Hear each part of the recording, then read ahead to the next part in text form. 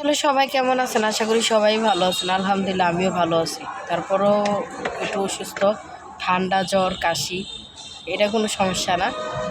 আর আমার ছেলের আজকে ১ সপ্তাহ ধরে পরিমাণে ঠান্ডা, জ্বর, কাশি। আর হইলো এখন হসপিটালে রিপোর্ট দেখাইতে আসছি। তো রিপোর্ট বের হইতে হইতে মানে ২টা-৩টা বাজে যাব। তো সেই ক্ষেত্রে ভাবলাম যে হসপিটালে এতক্ষণ বইসা থেকে কী করব। আর হসপিটালে প্রচুর পরিমাণে লোক, মানে আজকে শুক্রবার, এত পরিমাণে রুগী যা বলার বাহিরে। তো সেই ক্ষেত্রে ভাবলাম যে গাড়িতে বইসা একটু সময়টা পাস করে যাই।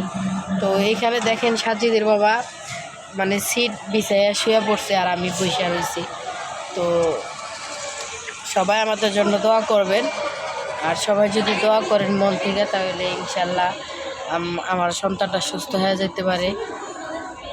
আর কি বলবো, এখন প্রত্যেকটা বাচ্চা, প্রত্যেকটা মানুষেরই জ্বর, ঠান্ডা, কাশি, কিন্তু সারতেছে না। যারই জ্বর হইতেছে একবার, তার জ্বর সারার কোনো নাম নাই, গন্ধ নাই।